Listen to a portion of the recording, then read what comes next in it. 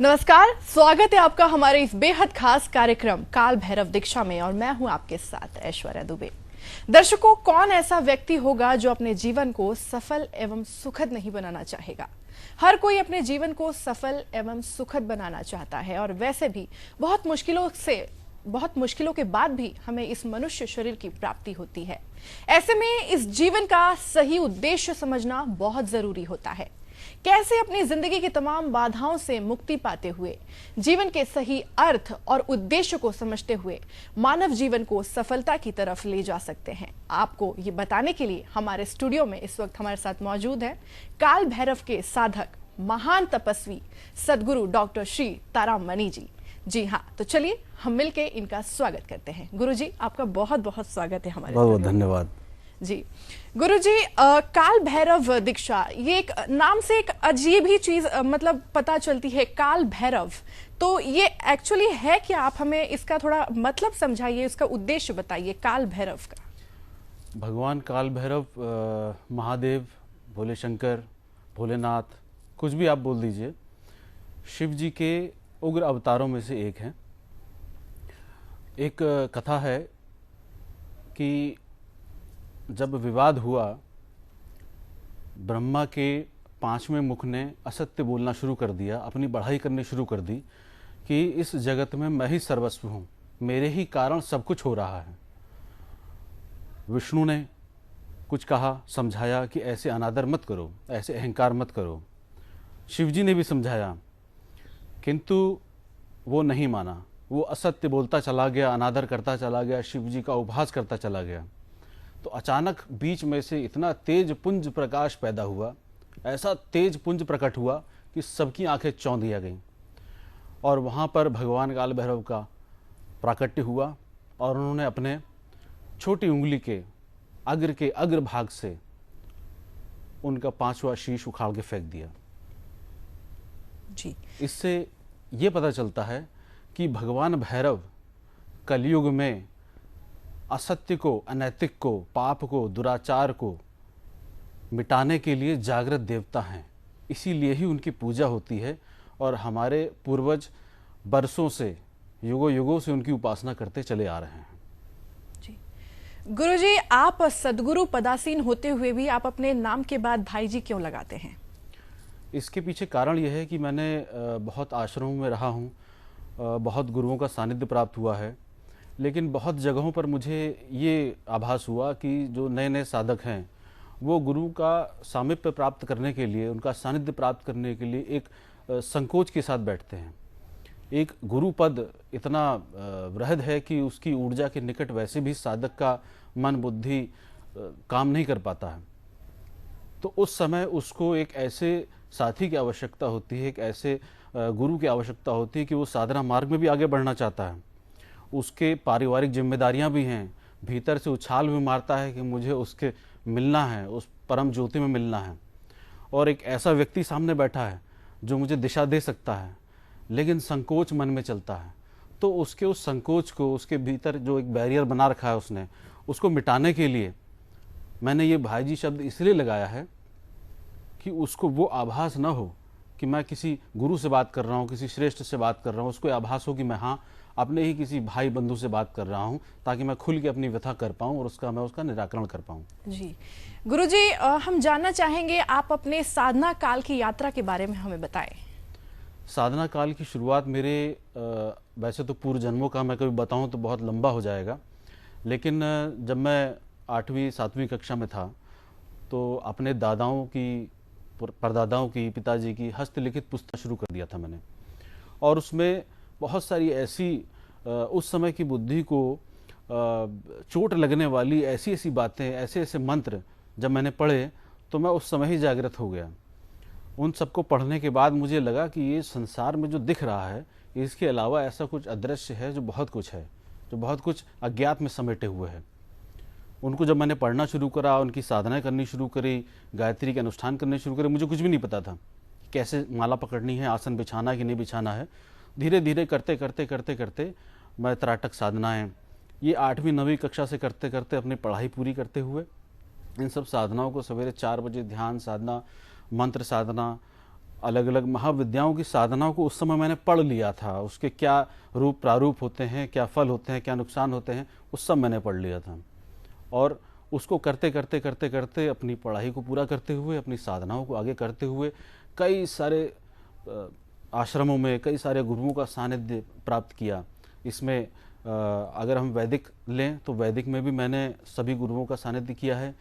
अगर हम अघोर का जो तंत्र और मंत्र का एक खास पंथ है, संप्रदाय है, उसमें मैंने इसमें दीक्षा ग्रहण करके इसमें साधना करी।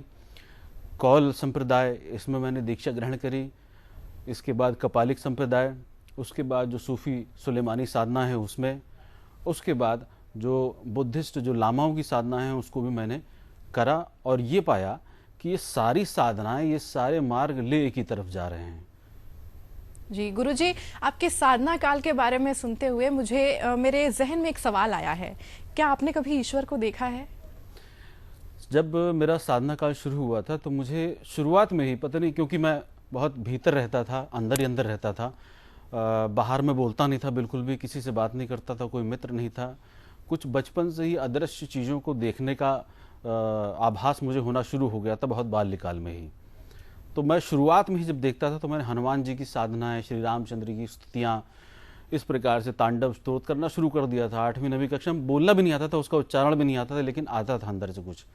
तो उसी समय ही मुझे एक चीज़ तो बहुत दिखती थी साफ स्पष्ट, कि श्री रामचंद्र जी के मुझे चरण दिखते थे अपने सामने। और कुछ भी अगर होता था तो मुझे ऐसा दिखता था कि मैं अपना शीश वहाँ टिका रहा हूँ।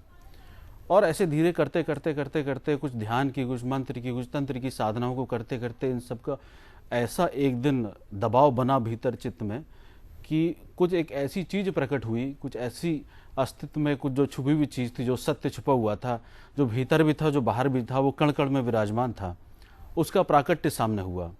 तो उसको शाब्दिक रूप से बताने में हम ईश्वर कह लें, चाहे बुद्धत्व की प्राप्ति कह लें, कैवल्य कह लें, मेरे इष्ट भैरवनाथ की प्राप्ति कह लें, किसी का भी दर्शन कह लें, तो उसको आधार बना के बहुत सारे ग्रंथ, बहुत सारे शब्द बनाए जा सकते हैं, बहुत सारे धर्म बनाए जा सकते हैं।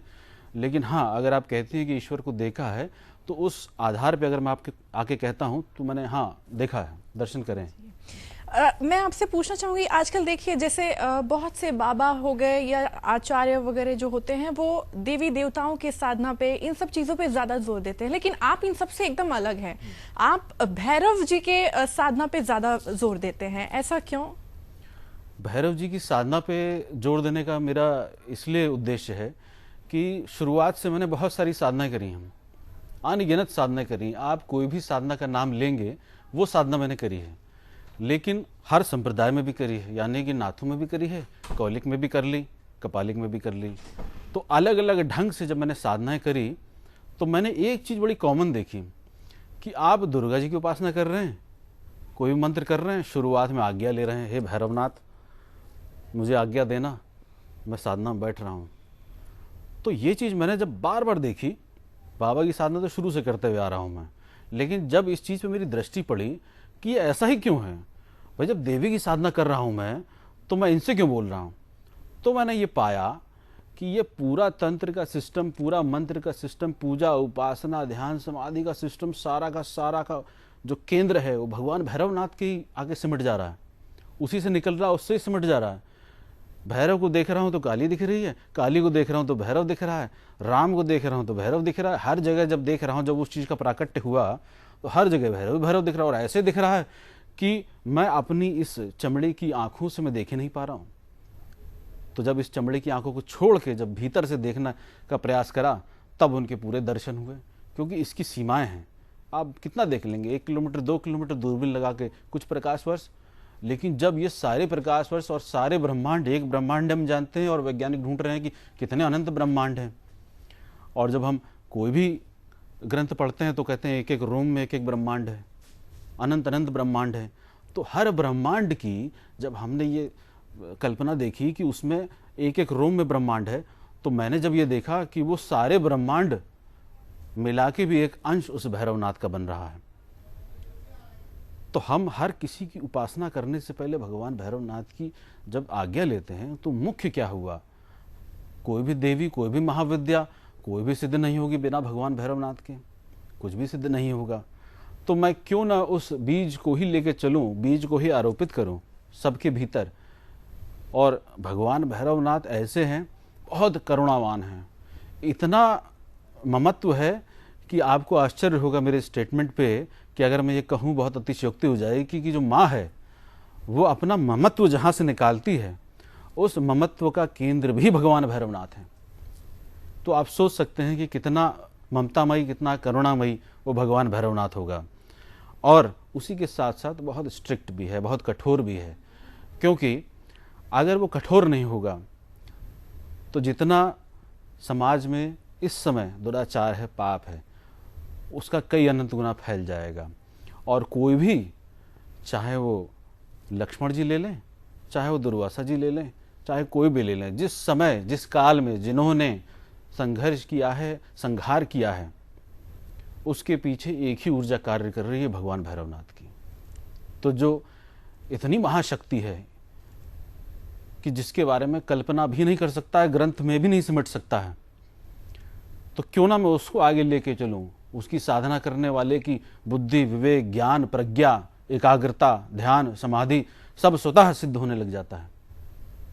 इसलिए मैं उनको आगे लेके चल रहा हूँ। जी दर्शकों, कितनी अच्छी बात यहाँ पे है। हम अक्सर कहते हैं कि भगवान को हम जिस रूप में देखना चाहें, जहाँ देखेंगे, अगर सच्चे मन से आप उन्हें याद करें तो वो आपको हर जगह और हर रूप में आपको वो मिल जाएंगे।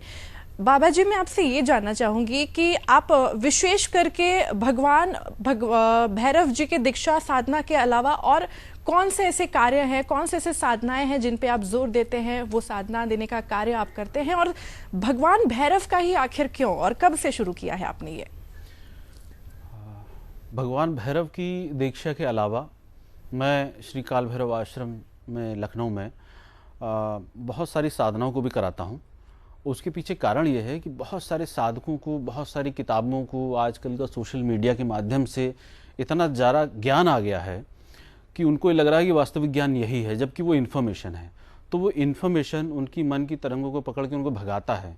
कि जैसे मान लीजिए, अगर किसी ने भगवान हनुमान जी की कोई साधना के लिए अंदर से भाव आया, उनकी कथा पढ़ी, अंदर से भाव आया और उसने ढूंढना शुरू करा कि मैं भगवान हनुमान जी की कोई साधना करता हूँ या देवी की कोई साधना करता हूँ, तो उसके अंदर तो सिर्फ एक ही सत्य विराजमान है इस समय। उसके अलावा कोई भी कुछ भी समझाएगा उसको समझ में नहीं आएगा। तो वो ढूंढेगा कि मैं क्या करूं। तो उसको सबसे पहले नेट पे सर्च करेगा, किताबों में ढूंढेगा, कोई गुरु ढूंढेगा, आश्रमों में जाएगा कि हनुमान जी की साधना करनी है।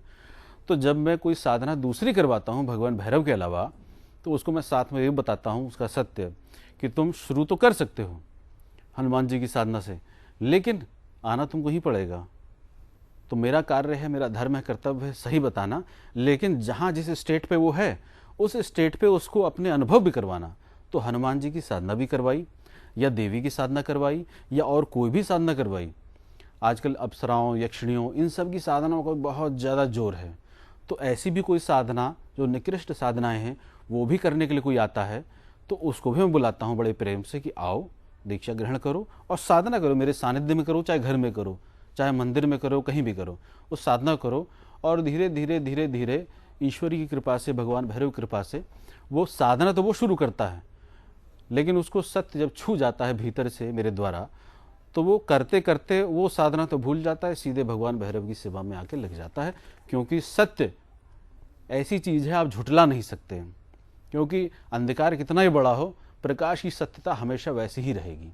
जी गुरुजी, जानना चाहूंगी अब तक आपके कितने दीक्षित साधक हैं? क्या सिर्फ वो भारत में ही हैं या इसमें विदेशी भी शामिल हैं? मेरे दीक्षित साधकों की गणना तो अब करनी छूट गई है। पहले तो मैं बनाता था, लेकिन विदेश में भी हैं, देश में भी हैं, अलग अलग कंट्रीज़ में भी हैं। ऑस्ट्रेलिया हो गया, अमेरिका, कुछ कनाडा से ज़्यादा हैं। तो अलग अलग शहरों में हैं, देश भर में भी हैं, बाहर भी हैं। बाहर विदेशी नहीं आ पाते हैं तो उनको फ़ोन के माध्यम से, ऊर्जापात के माध्यम से, मानसिक तरंगों के माध्यम से भी मैं दीक्षा प्रदान करता हूँ। और जो भारतवर्ष में भी नहीं आ पाते हैं उनको भी प्रदान करता हूँ। लेकिन मुख्य उद्देश्य मेरा रहता है कि एक दीक्षित साधक का जो भाव होता है वो उसके भीतर जन्मे। और वो जन्मता कैसा है कि मैं हमेशा कहता हूँ कि अगर कोई साधक है, वो गुरु के सामने आए, हाथ जोड़े, याचना करे, अश्रु भरे आँखों से, बोले कि हे गुरुदेव मैं बहुत भटक लिया, मुझे सत्य का मार्ग दिखाएं, मुझे मुक्ति का मार्ग दिखाएं, मुझे साधना का मार्ग दिखाएं और मुझे आगे प्रेषित करें। तो अगर साधक ऐसा करता है तो गुरु की तरफ से भी, मैं ही नहीं किसी भी गुरु की तरफ से भी तभी कुछ बहता है जब साधक सामने खाली होकर आता है। फ़ोन पे या ऑनलाइन इस प्रकार से वो बात नहीं हो पाती, लेकिन फिर भी बहुत कुछ तो छू जाता है। जी। अभी मैंने एक अपने आश्रम में एक लिस्ट बनाई हुई है, उसमें जो साधक लगातार संपर्क में रहते हैं, साधनाएं करते रहते हैं, आते रहते हैं, संपर्क में रहते हैं, उनकी एक लिस्ट बना रखी व्हाइट बोर्ड पे। तो उनकी कैटेगरी वाइज कि जो सब कुछ फना करने के लिए साधक हैं, सब कुछ लुटाने के लिए, उनकी सबसे पहले नंबर पे, ताकि इनको मैं जल्दी जल्दी आगे ले जा सकूं। क्यों? क्योंकि मेरी स्ट्रिक्टनेस को, मेरे प्रेम को, मेरे हर साधना को करने के लिए आतुर है। दूसरे समझदार साधक जो आए तो हैं जुड़ने के लिए, लेकिन सोचते रहते हैं, तो उनको भी समय लगेगा। तो उनके लिए विशेष सोचना पड़ेगा कि कैसे कैसे इनको साधना करानी है, कैसा इनके साथ व्यवहार करना है, ताकि वो उसी कैटेगरी में आ जाएं और उनको आगे कर दिया जाए। इस प्रकार से कई कैटेगरीज हैं अभी। जी गुरुजी, आपके द्वारा, मैंने सुना है कि आपके द्वारा लखनऊ में श्री काल भैरव आश्रम का निर्माण किया गया है। मैं चाहूंगी आप हमारे दर्शकों को अपने आश्रम के विषय में कुछ बताएं। आश्रम में पौड़ी गढ़वाल उत्तराखंड बग्याली गांव का रहने वाला हूं। मेरे दादा परदादा सब वहीं सिद्ध थे, वहीं के ही साधक थे। मुरादाबाद महाराजा के मुख्य पुरोहित थे। शुरुआत में मैंने वहाँ उत्तराखंड में आश्रम का सोचा था, विचार आया था, लेकिन उस कारणवश वहाँ न हो पाने के कारण लखनऊ में आसपास, अयोध्या के आसपास बहुत सारी जगहों पर मैंने तलाश किया। लेकिन एक भैरव जी का आश्रम एक ऐसे स्थान पे होता है, बिल्कुल एकांत में होता है, बिल्कुल नदी किनारा, कोई एकदम बीहड़ होगा, वीरान होगा, जहाँ कोई ना आता हो, कि उनको वही स्थान पसंद आता है, उनको भीड़ भाड़ पसंद ही नहीं है।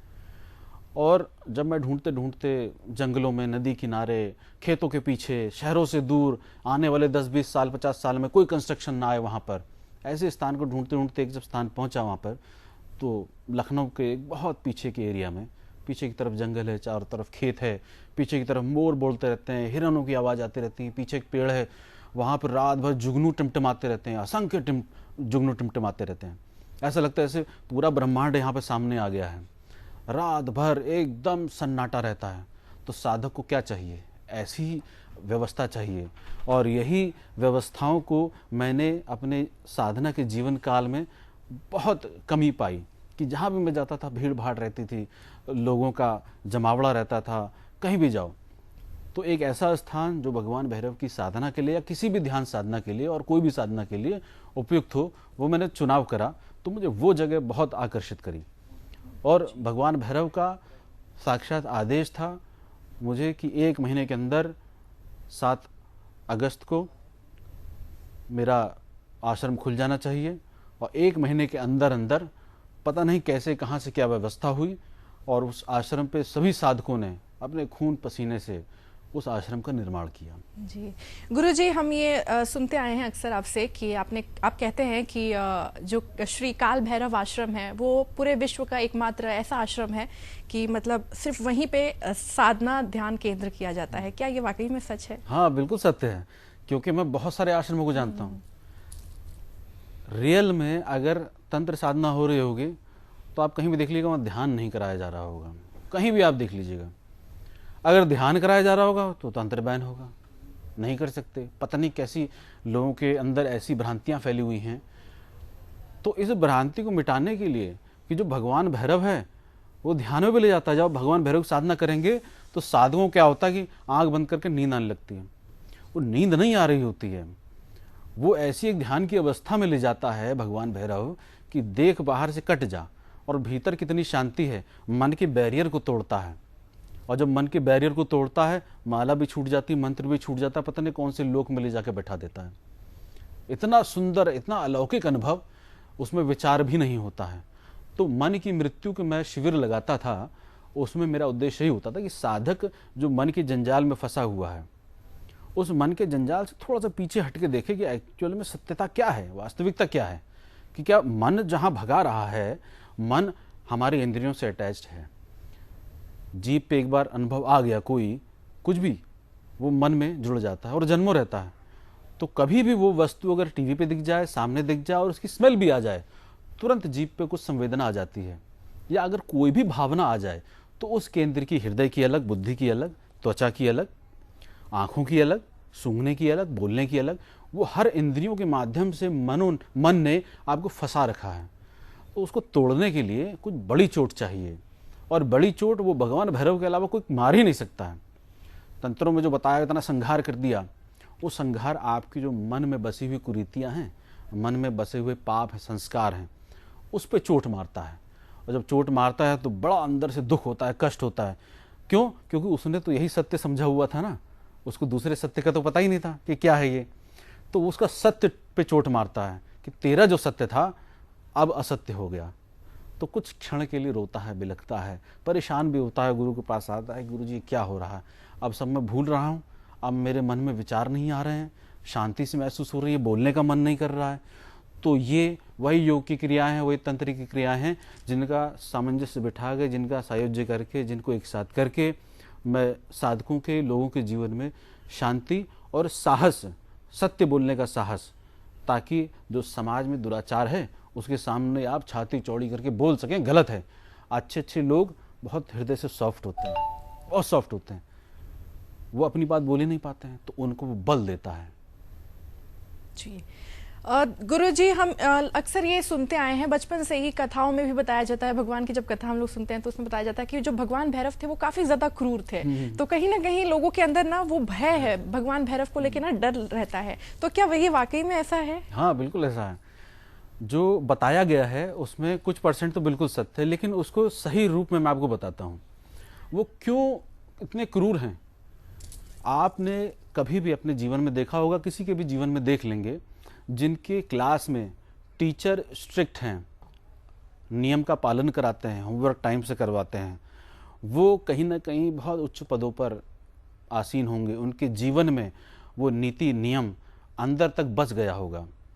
और जिस क्लास के टीचर, बच्चे कुछ भी कर रहे हो, हंगामा कर रहे हो, पढ़ा भी नहीं रहा है, कुछ भी रूल्स फॉलो नहीं हो रहे हैं, तो वो अपनी एक अलग दिशा में रहता है, वो उस पैटर्न पे नहीं चलेगा, जो नीति नियम का पालन करते हुए नहीं चलेगा। और अधिकतर जो अनैतिक कर्म होते हैं वो उन्हीं के द्वारा ही होते हैं, क्योंकि उनको शुरुआत में ये नहीं बताया गया स्ट्रिक्टली कि आपको कैसे चलना है समाज में।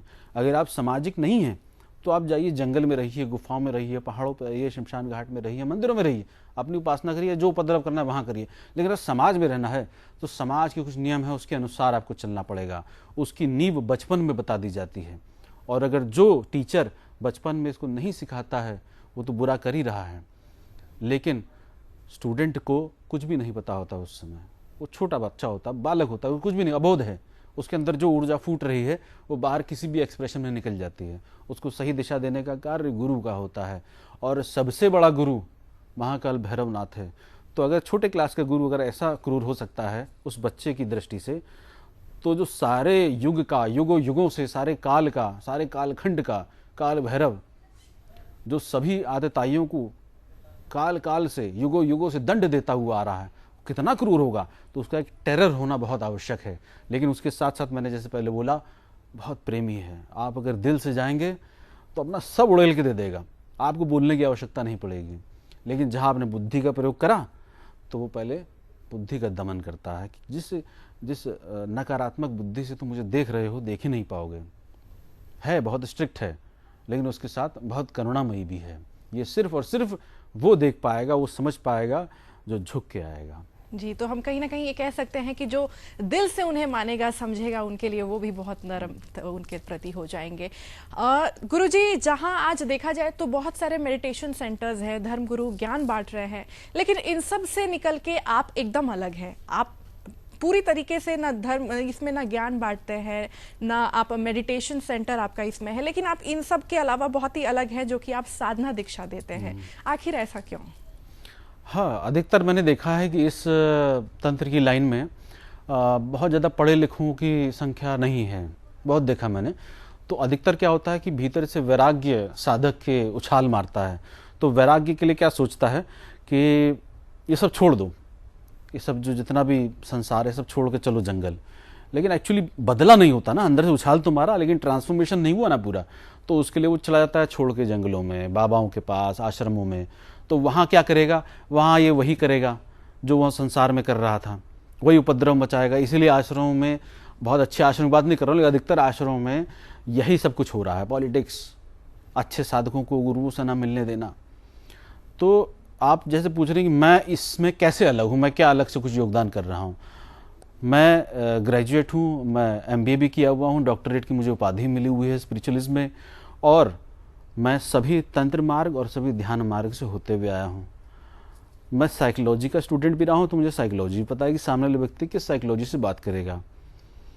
तो मैं, अगर साधक ध्यान वाला आता है तो उसको प्रॉपरली मैं ध्यान भी कराता हूँ। इसलिए मेरे आश्रम की टैगलाइन के नीचे लिखा है, विश्व का एकमात्र भैरव सिद्धि साधना ध्यान केंद्र। मतलब तंत्र भी होगा, ध्यान भी होगा। तो अलग तो इस नाते है, इस कारण से है कि आप कभी भी आएँ आश्रम पे, आपका स्वागत है, लेकिन वहाँ पे आप बोल नहीं सकते हैं, बिल्कुल भी एक शब्द भी अलाउड नहीं है। वहाँ पे कंप्लीट मौन रहेगा, कुछ भी आप बात नहीं कर सकते हैं। अगर कुछ आपकी ज़रूरी बात है, आप मुझसे सिर्फ कर सकते हैं, वो भी बहुत कम शब्दों में। वहाँ पे सिर्फ ध्यान होगा या आपकी साधना होगी, उसके अलावा वहाँ कुछ नहीं होता है। और बात करने के लिए, बोलने के लिए अगर कोई भी कुछ भी आना चाहता है, वो फ़ोन पे अवेलेबल है, व्हाट्सएप पे अवेलेबल है। लेकिन अगर मेरे पास आना है तो आप ना तो कोई प्रवचनबाजी सुनेंगे मेरे से, क्योंकि प्रवचन 1000 जगह हो रहे हैं, किताबों में 1000 जगह लिखा हुआ, यूट्यूब, फेसबुक, हर जगह भरा पड़ा है, आप वहाँ से ले लीजिए। लेकिन आपको सत्य समझना है, जानना है, तभी आपको मेरे पास आना चाहिए और साधना करने ही आना चाहिए। क्योंकि बदलेगा साधना से ही, बोलने से बिल्कुल नहीं बदलेगा। बोलने के लिए कितने प्रवचन हो रहे हैं, कहाँ कितने लोग बदल गए। और आप अगर मुझसे मिलेंगे तो मैं आपको बदले हुए लोगों की लिस्ट दिखा दूंगा कि कितने मैंने आज तक प्रवचन दिए और कितने साधनाएं कराई हैं। लगभग 12-15 साल से मैं साधनाएं करा रहा हूँ अपने शिष्यों को, और कितने सारे लोग बदल रहे हैं, क्रांतिकारी रूप से बदल रहे हैं। और ये जो बदल रहे हैं क्या करेंगे, समाज में तो बदलाव करेंगे। अगर इनके साथ कुछ अनैतिक होगा, चुप तो नहीं बैठेंगे ना, ये बोलेंगे ना बाहर आके। तो जो बाहर नेता लोग हैं, धर्माधीश लोग हैं, जो समाज के ठेकेदार लोग हैं, जो समाज को चलाने वाले लोग हैं, वहाँ पे ऐसे लोगों को ही बैठना चाहिए जो कुछ सकारात्मक परिवर्तन कर सकें, ना कि व्यक्तिगत लाभ के लिए कुछ परिवर्तन करें। जी गुरुजी, हम देखते हैं हमारे देश में या हमारे आसपास भी आजकल के जो न्यू जनरेशन्स हैं, यंग जनरेशन्स हैं, वो कहीं ना कहीं नशा करते हैं, गलत आदतों में पड़ जाते हैं। तो ऐसे में आपको क्यों लगता है कि यंग जनरेशन्स को, युवक युवतियों को ध्यान करना चाहिए? इस पर थोड़ा प्रकाश डालिए। मैं इसके लिए बहुत समय से प्रयास कर रहा हूँ कि नशे का जो प्रयोग है वो बहुत समय से सिर्फ साधना के लिए प्रयोग हुआ था, और साधना के लिए। और नशे का प्रयोग भी ऐसे हुआ था कि जब आप साधना करते हैं तो आपकी एक अजीब सी अवस्था होती, जैसे उसमें नशा सा कुछ हो, एक अजीब सा आनंद, मदहोशी सी, बाहर की दुनिया से कटाव। तो लोगों ने ऐसी बाहर की चीज़ों का आविष्कार करना शुरू कर दिया कि जो उनको उस स्टेट में ले आए। अगर भीतर आप साधना करेंगे तो आपके भीतर नाद बजता है, घंटे का नाद बजेगा, डमरू बजेगा, बांसुरी बजेगी, घुंघरू बजेंगी, वो आपके अंदर नाद बज रहा है। लेकिन जिस गुरु ने उस पदासीन होकर अपने शिष्यों को बताया कि ऐसा नाद बज रहा है भीतर, तो उसको तो समझ में नहीं आया। उसने लिख दिया कि ऐसे नाद बज रहा था। तो उन्होंने कहा कि कैसे बज रहा था गुरुदेव, बताओ।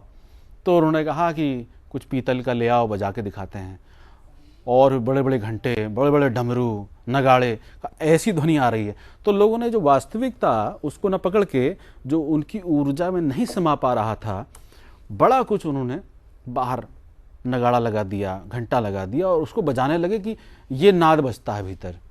अब वो जो वास्तविक चीज़ थी वो तो किताबों में रह गई, जो गुप्त रह गई, जो बहुत रेयर व्यक्ति उन गुप्त किताबों तक पहुंच पाता है।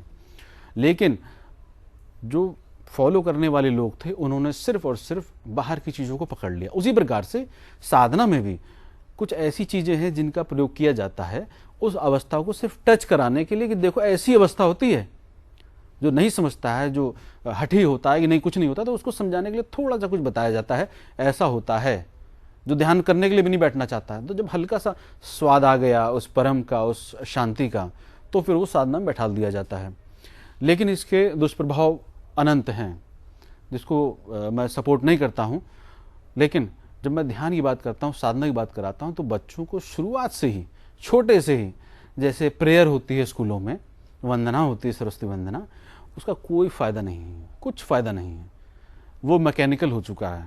शुरुआत करी गई होगी अच्छे कारण के लिए, लेकिन मैकेनिकल हो चुका है, कोई लाभ नहीं है। करना ये चाहिए कि स्कूलों में जो गुरुकुल का सिस्टम था उसको इम्प्लांट कर देना चाहिए। कैसे करना चाहिए कि एक पीरियड आपका एडजस्ट होगा, चाहे आधे घंटे का चाहे 15 मिनट का होगा, उसमें आपको सरस्वती वंदना करनी है। आपका आसन होगा, आपकी माला होगी, आपका दिया होगा, आंख बंद करेंगे, सरस्वती देवी का, सरस्वती माता का मंत्र जाप करेंगे। वो हर शिष्य, हर साधक के अपने अपने, हर बच्चे के अपनी अपनी बौद्धिक क्षमता के अनुसार अलग अलग मंत्र बहुत सारे हैं। कोई चालीसा करेगा, कोई स्तुति करेगा, कोई आरती करेगा, कोई मंत्र करेगा। धीरे धीरे उन ध्यान और सरस्वती वंदना, सरस्वती मंत्र के माध्यम से बचपन से ही बच्चों की इतनी बुद्धि प्रखर हो जाएगी, इतनी एकाग्रता हो जाएगी, याददाश्त बढ़ जाएगी कि जो बच्चियों के साथ आजकल हो रहा है ना, वो सब होना बंद हो जाएगा। तो जहाँ बीज है ना, वहाँ पे बदलाव की बहुत ज़्यादा आवश्यकता है। ध्यान वहाँ से शुरू होना चाहिए। घर में बच्चा नहीं करेगा, पेरेंट्स के पास टाइम ही नहीं है, वो नहीं करवा पाएंगे, वो चीज़ समझ ही नहीं पाएंगे, तो ज़बरदस्ती भैरव वाले रूप में आके आपको फोर्सफुली करवाना पड़ेगा, तब जाके भीतर से बदलाव होगा। अभी नहीं, आने वाली 1, 2, 3 पीढ़ी के बाद। आज अगर नहीं जागेंगे तो नहीं बदलेगा। सरस्वती साधना बचपन से साधकों को, शिष्यों को और वो बच्चों को जो स्कूल में जाते हैं, कम से कम वो शुरू करा देनी चाहिए। मेरी सबसे निवेदन है, जो जो सुन रहा हो वो सरस्वती साधना अपने बच्चों को, बसंत पंचमी आ रही है या कोई भी बढ़िया उपलक्ष्य आ रहा हो, उसमें अपने अपने जो गुरु हो, चाहे मैं हूँ चाहे कोई भी गुरु हो, उनके पास ले जाएं और उनसे सरस्वती मंत्र लें और डेली उनको बैठाएं कि बेटा सवेरे 4 बजे उठ जाओ, 5 बजे उठ जाओ और ये करो। इससे होगा क्या, इतना ऊर्जावान रहेगा बौद्धिक रूप से कि वो अगर 10 घंटे की पढ़ाई करेगा तो उसके सर पे बोझ नहीं आएगा। 1 घंटे में 10 घंटे का पढ़ा हुआ याद हो जाएगा। और वो क्रिएटिविटी जो विदेशी लोग अब हमारे देश में लाके डालते हैं, हम पूरे विश्व में फैलाएंगे। जी, तो दर्शकों, गुरुजी ने यहाँ बहुत अच्छी बात कही कि अगर आप नकारात्मक चीज़ों से निकलना चाहते हैं, बाहर निकलना चाहते हैं, तो बस उसका एकमात्र उपाय है ध्यान कीजिए।